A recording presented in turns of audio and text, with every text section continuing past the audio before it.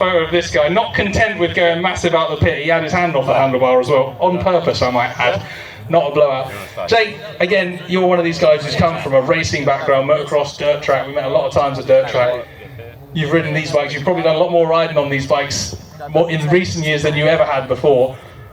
How has it been? You used to super lightweight competition bikes. How has it been jumping onto an adventure bike? I mean, yeah, it's been a little bit different. I mean, for sure the bikes are a little bit heavier, but you know, this Himalayan it's nice and small, it's nimble. I don't really notice the weight too much. You know, once you get rolling with it, it just seems to take whatever I can give it. So obviously the new Himalayan 450, Himalayan Himi 450. It's got the rally kit, so it's got the rally seat, the rally side panels on the back. A set of Dunlop 50/50 adventure tyres on it, a little warm up through, and the rally exhaust from Royal Enfield there.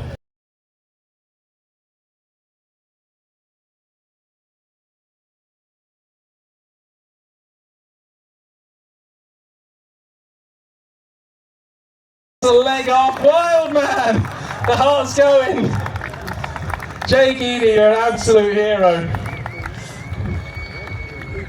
Are we done? Have your ankles set enough? No. No, he's not. We're going to get him over the jump. Big launch to the downslope. Absolutely no limits. All the GoPros they've put on him have had a hard time there.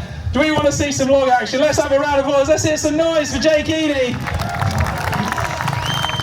Absolutely awesome, dude. How high did you go at? Did you mean to go that high? No, I don't think I did, to be fair. I'm feeling that one in my ankles. Jake, that was absolutely magic. Have you got one more jump in you for us? What do we want? Do we want logs?